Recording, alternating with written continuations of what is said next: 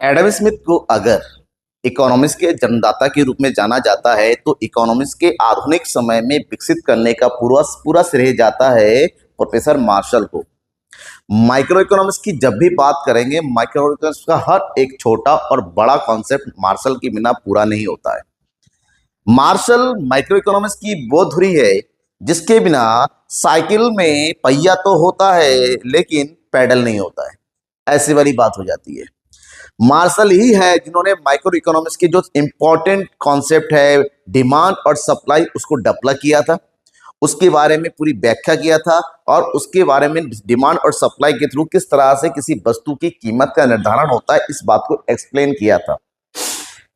कीमत निर्धारण में समय एक महत्वपूर्ण तत्व होता है, इस बात को भी मार्शल ने ही बताया था। इसके अलावा मार्शल के बहुत सारे सिद्धांत है जो हम माइक्रो इकोनॉमिक्स पढ़ते हैं और हम अपने डेली लाइफ में यूज भी करते हैं। तो आज की इस क्लास में मैं आपको प्रोफेसर मार्शल के जीवनी के बारे में बताऊंगा, उनका अर्थशास्त्र में क्या योगदान है, उनके कॉन्सेप्ट कौन कौन से हैं, उन्होंने कौन कौन से सिद्धांत दिए हैं, उन सब की हम बात करेंगे। चलिए आज शुरुआत करते हैं।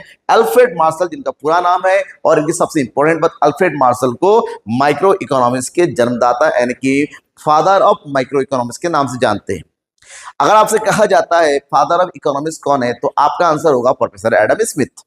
आपसे कहा जाता है तो माइक्रो इकोनॉमिक्स के जन्मदाता कौन है तो कहा जाएगा प्रोफेसर अल्फ्रेड मार्शल। और तीसरा इंपॉर्टेंट है, who is the father of macro economics, समष्टि अर्थशास्त्र के जन्मदाता कौन है, वो है प्रोफेसर जेएम कीन्स। लेकिन इन सब में एक बात कॉमन है कि जो मैक्रो एंड माइक्रो कॉन्सेप्ट देने वाले थे, इन दोनों को अलग अलग भागों में बांटने वाले थे, वो थे प्रोफेसर रैगनर फ्रिश। तो यहां पर हम बात करेंगे अल्फ्रेड मार्शल के बारे में। सबसे पहले उनका इंट्रोडक्शन देख लेते हैं।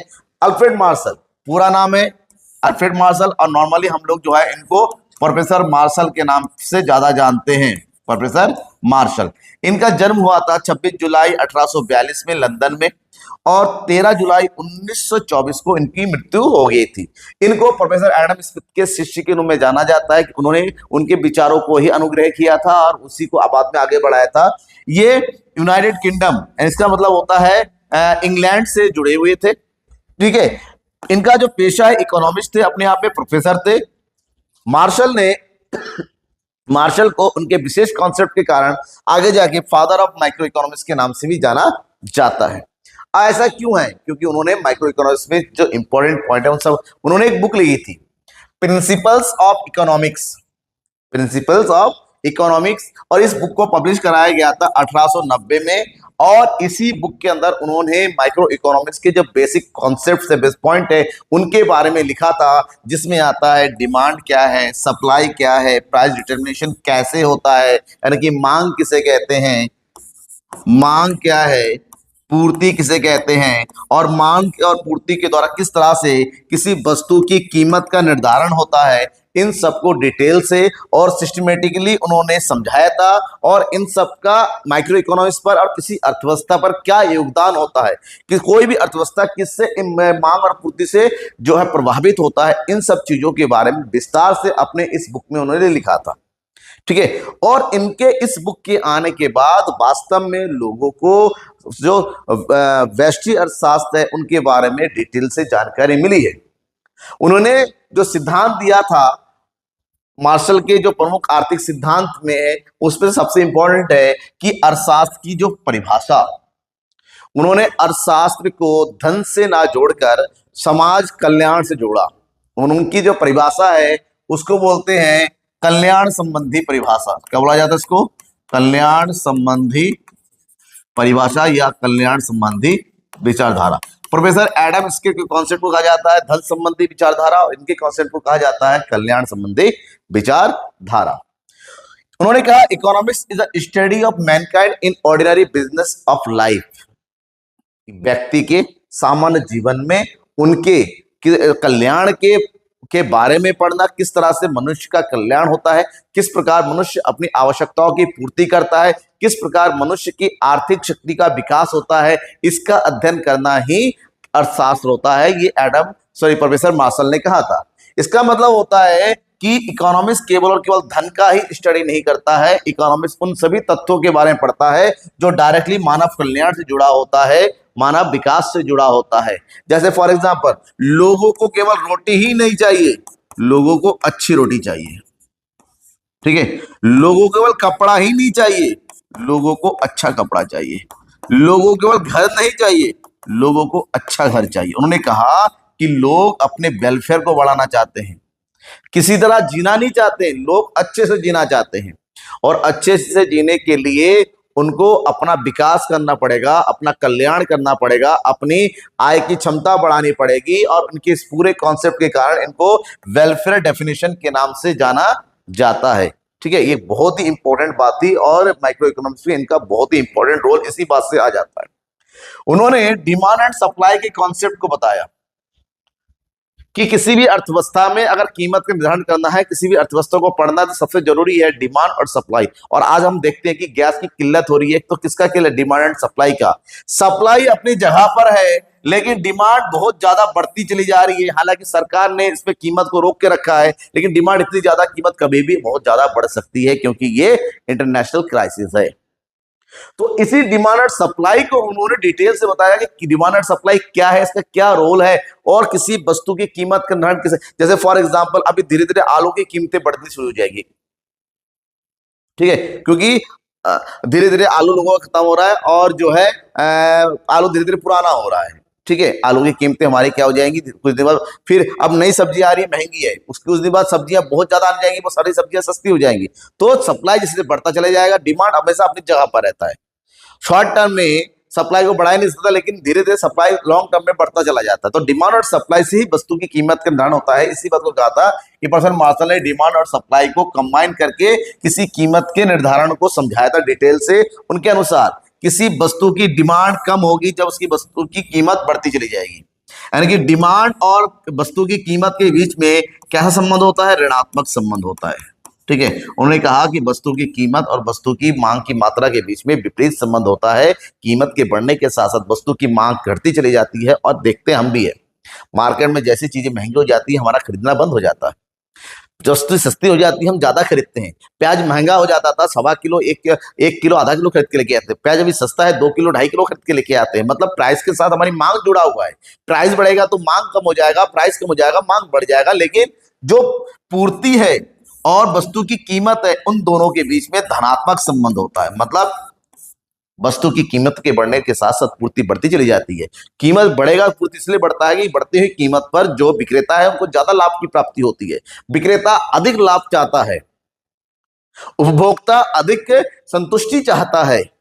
तो लाभ अधिक लेने के लिए विक्रेता को वस्तु की कीमत अधिक रखनी पड़ती है। तो अधिक कीमत पर जो ज्यादा वस्तु बेचता है, जैसी वस्तु की कीमत कम हो जाती है, वस्तु की पूर्ति की मात्रा भी कम हो जाती है। इसी बात को प्रोफेसर मार्शल ने डिटेल से व्याख्या किया था, और उन्होंने कहा था इन्हीं दोनों का प्रयोग करते हुए जिस बिंदु पर वस्तु की मांग और वस्तु की पूर्ति, ठीक है, जिस बिंदु पर आपस में बराबर हो जाएगा, उसी बिंदु पर वस्तु की कीमत का निर्धारण होगा। ठीक है, और इसी को बोला जाता है संतुलित कीमत। ठीक है, और इस पूरे का निर्धारण प्रोफेसर मार्शल ने अपने कॉन्सेप्ट में कहा था। Elasticity of demand and elasticity of supply, इन दोनों के कॉन्सेप्ट का डेवलपमेंट भी प्रोफेसर मार्शल ने कहा। उन्होंने कहा कि वस्तु की कीमत के परिवर्तन होने से वस्तु की मांग या वस्तु की पूर्ति में भी परिवर्तन होता है। तो उन दोनों के बीच में जो आनुपातिक संबंध होता है कि वस्तु की कीमत में कितना परिवर्तन होना है और उससे उसकी मांग में कितना परिवर्तन होता है, उन दोनों के बीच के संबंध को ही वस्तु की कीमत लोच कहते हैं। मतलब साफ है, उन्होंने फार्मूला दिया था कि कीमत लोच बराबर वस्तु की मांग में प्रतिशत परिवर्तन बटे वस्तु की कीमत में प्रतिशत परिवर्तन। ठीक है, और उन्होंने इसके लिए पांच प्रकार से परिवर्तन होता है। पहला, जो इलास्टिक डिमांड, यानी कि एक इकाई से अधिक, इकाई से अधिक लोच। लोच जब इकाई से ज्यादा होगा, ये तब होता है जब वस्तु की कीमत की तुलना में वस्तु की मांग में बहुत ज्यादा परिवर्तन होता है। फिर होता है इनइलास्टिक, इकाई से कम लोच, मतलब जब वस्तु की कीमत में परिवर्तन हो लेकिन वस्तु की मांग में कम परिवर्तन हो। यह है इकाई लोच। इकाई लोच मतलब एक के बराबर। ये तब होता है जब वस्तु की कीमत और वस्तु की मांग में दोनों में समान परिवर्तन होता है। परफेक्टली इलास्टिक मतलब पूर्णतया लोचदार मतलब होता है वस्तु की कीमत में बहुत कम या ना के बराबर परिवर्तन हो, उसके बावजूद भी वस्तु की मांग में बहुत ज्यादा परिवर्तन होता है। ठीक है, जैसे गैस सिलेंडर की बात करते हैं यहां पर भी। ठीक है, गैस सिलेंडर के कीमत में ज्यादा परिवर्तन नहीं हुआ, लेकिन अब्बा ऐसा हुआ उसकी भीड़ लाइन पे लाइन खड़ी हो जा रही है। जहां पर 100 सिलेंडर रोज लोग भरवाते थे, अब 200 लोग सिलेंडर भरवाने लग गए और गए तो सिलेंडर कम है। तो प्रॉब्लम है यहाँ पर क्या होता है, परफेक्टली इलास्टिक डिमांड वाला मामला हो गया। परफेक्टली इनइलास्टिक मतलब वस्तु की कीमत में परिवर्तन हो रहा है लेकिन वस्तु की मांग में कोई परिवर्तन नहीं होता है, तो इसको बोलते हैं पूर्णतः बेलोचदार। इसको बोलते हैं पूर्णतः बेलोचदार। यही सेम चीज पूर्ति के साथ भी होती है। तो ये सब चीजें, ये जो पूरा कॉन्सेप्ट टैक्स में वस्तु की कीमत निर्धारण में बहुत ज्यादा यूज होता है इनका ये कॉन्सेप्ट, और जो सामान्य जीवन है, सामान्य अर्थशास्त्र में इसका बहुत ज्यादा महत्वपूर्ण है। उसके बाद कंज्यूमर सरप्लस, उपभोक्ता अधिशेष की उन्होंने बात की।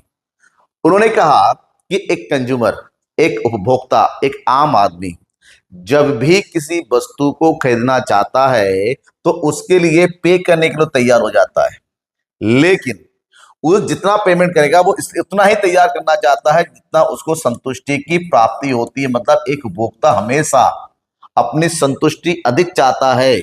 ठीक है, वो चाहता है कि जिस वस्तु के लिए मैं पेमेंट कर रहा हूं उस वस्तु से मुझे ज्यादा से ज्यादा अधिकतम संतुष्टि की प्राप्त हो। तो अधिकतम संतुष्टि की इसी कॉन्सेप्ट को जो है कंज्यूमर सरप्लस के नाम से जाना जाता है। ठीक है, अगर आप 100 रुपए देने को रेडी थे लेकिन आपने 10.70 में खरीदा तो उसमें कितना हो गया, 30 रुपए की बचत हुई। और कंज्यूमर का नेचर ही होता है, अगर आप कहोगे ना कि 100 रुपए का सामान है, कंज्यूमर कहेगा कि नहीं वो 70 रुपए दूंगा, ये 50 रुपए दूंगा, तो कम कीमत पर बहुत ज्यादा बचत हो। इसलिए नॉर्मल जो दुकानदार अच्छा जानता है वो हमेशा वस्तु की कीमत को अधिक रखता है जहां बार्गेनिंग होती है। कई जगह तो फिक्स प्राइस होता है, जैसे शॉपिंग मॉल में फिक्स प्राइस होता है, वहां अलग बात है, डिस्काउंट वगैरह चीज होता है, लेकिन बार्गेनिंग नॉर्मली तब वहां जहां होता है वहां पर वस्तु की कीमत को आगे रखा जाता है। Time element in price determination, कीमत निर्धारण। वस्तु की कीमत निर्धारण के लिए मांग और पूर्ति सबसे इंपॉर्टेंट होता है, लेकिन इसके बावजूद भी वस्तु की कीमत निर्धारण में प्रोफेसर मार्शल ने जो है किसको जोड़ा, समय को, कि समय के अनुसार वस्तु की कीमत के निर्धारण होता है। उन्होंने कहा समय को 3 प्रकार बांट सकते हैं। एक होता है बहुत ही कम समय, अति अल्पकाल, अति अल्पकाल। दूसरा है अल्पकाल, ठीक है, और तीसरा है दीर्घकाल। उन्होंने कहा 3 प्रकार का समय काल होता है। सबसे अति अल्पकाल, ये एक वो समय होता है जहां पर वस्तु की मांग में परिवर्तन तो होता है किंतु वस्तु की पूर्ति में कोई परिवर्तन नहीं होता है, सप्लाई फिक्स होती है। अति अल्पकाल ये बाजार की वास्तविक स्थिति होती है कि अचानक बाजार में मांग बढ़ जाए तो आप पूर्ति को नहीं बढ़ा सकते। अभी लोगों की सिलेंडर की डिमांड बहुत ज्यादा है लेकिन पूर्ति उतनी नहीं बढ़ पाई क्योंकि ऑलरेडी इतना कम समय है, बाहर से विदेशी से आएगा उतना समय हमारे पास नहीं है। ठीक है, फिर है अल्पकाल, ये एक ऐसा समय होता है जहां पर वस्तु की पूर्ति में सीमित परिवर्तन किया जा सकता है। और फिर दीर्घकाल, ये लंबा समय होता है, सभी फैक्टर वेरिएबल होता है जहां पर उत्पादन के सभी साधनों को परिवर्तन कर सकते हैं, उत्पादन की मात्रा को बढ़ा सकते हैं, तो ऐसी स्थिति में पूर्ति भी बढ़ जाती है। और जब पूर्ति की बढ़ जाती है तो ऑटोमेटिक वस्तु की कीमत जो है कम हो जाती है। तो उन्होंने कहा कि प्राइस जो होता है समय के अनुसार बदलता चला जाता है। ठीक है, लॉन्ग टाइम में हमेशा वस्तु की कीमतें जो थोड़ी क्या होती है, लोचदार होती चली जाती है। फिर होता है पार्शियल इक्विलिब्रियम एनालिसिस, आंशिक संतुलन विश्लेषण। ठीक है, तो उन्होंने कहा कि ध्यान में रखना कि जब भी हम वस्तु की कीमत की बात करते हैं तो उस समय एक विशेष, ठीक है, जिस वस्तु की बात करेंगे उसी विशेष वस्तु की ही बात करनी चाहिए। हम ये मान के चलते हैं बाकी सारी वस्तुएं स्थिर है। फॉर एग्जाम्पल, अगर हम प्याज की कीमतों की बात करते हैं तो प्याज की कीमतों में आलू, तरकारी, उसकी कीमतें नहीं आनी चाहिए, तो उसको बोलते हैं पार्शियल इक्विलिब्रियम एनालिसिस, कि हम केवल बाजार के एक भाग के एक हिस्से का ही एनालाइज करते हैं। हम एक टाइम पर एक मार्केट के बारे में पढ़ते हैं और बाकी सारी चीजों को कांस्टेंट माना जाता है जब उन सब सारी चीजों को हम क्या करते हैं, एनालाइज करते हैं। ठीक है, इसी को ही next is law of diminishing marginal utility professor Marshall का एक बहुत बड़ा कॉन्सेप्ट है। हालांकि इस कॉन्सेप्ट को डेवलप करने वाले थे, प्रतिपादक थे प्रोफेसर एच गोसेन, और इसको गोसेन के प्रथम नियम के नाम से जानते हैं। लेकिन इस नियम की वास्तविक व्याख्या, वास्तविक पॉपुलर जो बनाने का श्रेय था वो प्रोफेसर मार्शल को ही दिया जाता है। उन्होंने इसको बहुत अच्छे से डेवलप किया। उन्होंने कहा कि जब भी कोई व्यक्ति किसी वस्तु की समान मात्रा का, समान इकाइयों का लगातार उपयोग करता चला जाता है तो उससे मिलने वाली सीमांत उपयोगिता धीरे धीरे धीरे धीरे घटती हुई चली जाती है। जैसे जैसे उपयोग बढ़ता चला जाएगा उससे मिलने वाली संतुष्टि और उपयोगिता हमारी कम होती चली जाती है। फॉर एग्जाम्पल, अगर हम खाने में कुछ खा रहे हैं, ठीक है, हम दुकान में गए, गोलगप्पा खा रहे हैं, हम लगातार गोलगप्पा खा रहे हैं, खाते खाते तो एक समय जाएगा गोलगप्पे से मिलने वाला इंटरेस्ट हमारा कम होता चला जाएगा। तो इसी नियम को उन्होंने घटती सीमांत उपयोगिता का नियम या ह्रासमान सीमांत उपयोगिता का नियम या फिर law of diminishing marginal utility के नियम से नाम से जाना जाता है। ठीक है, जैसे हम अगर एक चॉकलेट खा रहे हैं, पहला चॉकलेट किया, बहुत ज्यादा मजा आया, संतुष्टि हुई, दूसरा लिया तो पहले से थोड़ा सा कम हो गया, तीसरा हो गया और कम हो गया, चौथा लेंगे फिर कहेंगे बस खाने का मजा नहीं आएगा, टेस्ट कम हो जाएगा। मतलब होता है किसी भी चीज को लगातार एक जैसा यूज करते करते उसका जो इंटरेस्ट होता है, संतुष्टि का स्तर होता है, जिसको सीमांत उपयोगिता के नाम से जानते हैं, वो धीरे धीरे धीरे कम हो रहे थे। और इसी कॉन्सेप्ट को बहुत ज्यादा डेवलप किया और ये एक वस्तु की स्थिति में होता है। नेक्स्ट है मार्शल की विचारों की विशेषताएं। क्या कहा मार्शल ने? अपना जो भी कॉन्सेप्ट दिया वो मैथमेटिकल और प्रैक्टिकल रखा, उसको डायरेक्टली लोगों के जीवन से जोड़ा। उनका अप्रोच जो है प्रैक्टिकल रहा। रियल लाइफ एग्जांपल दिया उन्होंने, ह्यूमन वेलफेयर पे फोकस किया और सबसे इंपॉर्टेंट उन्होंने डिमांड एंड सप्लाई का बैलेंस किया कि किसी भी वस्तु की कीमत का इसी के अनुसार। लेकिन उनकी इन विशेषताओं के साथ साथ उनकी उस पूरे कॉन्सेप्ट को कुछ लोगों ने क्रिटिक्स भी किया, आलोचना भी किया। जैसे वेलफेयर को मेजर करना संभव नहीं है। कुछ लोगों ने कहा हम वेलफेयर को मापेंगे कैसे, क्योंकि हर किसी के संतुष्टि का स्तर, हर लोगों का कल्याण का जो मापदंड है वो अलग अलग होता है। कैसे मेजर करोगे भाई कि लोग खुश है नहीं है? दूसरा, एजम्पशंस, सेटेरस परिवर्स अनरियलिस्टिक है। हम ये मान के चलते हैं कि हम जिस बात की जब एनालाइज करते हैं तो दूसरा कॉन्सेप्ट हमारा क्या है, स्थिर है, उसमें कोई परिवर्तन नहीं है। और रियल वर्ल्ड में मल्टीपल फैक्टर काम करते हैं। कोई एक बार में एक ही चीज, वस्तु की कीमत के केवल मांग में परिवर्तन केवल वस्तु की कीमत नहीं होता, बहुत सारे दूसरे फैक्टर भी काम करते हैं। तो यहाँ पर थोड़ा सा उनकी बातों को आलोचना किया गया, लेकिन उसके बावजूद भी आज के समय में उनकी विचार बड़ा तार्किक है और बहुत ज्यादा प्रयोग होता है। तो कैसा लगा आपको प्रोफेसर एडम स्मिथ के बारे में जानकर? ये आपके एग्जाम के लिए फायदेमंद है या नहीं? सबसे इंपॉर्टेंट, क्या ये वीडियो आपके लिए फायदेमंद है या नहीं है? जरूर बताइएगा, लाइक करके, शेयर करके, और कुछ भी बोलना है तो कमेंट बॉक्स तो आपके लिए खुला हुआ ही है।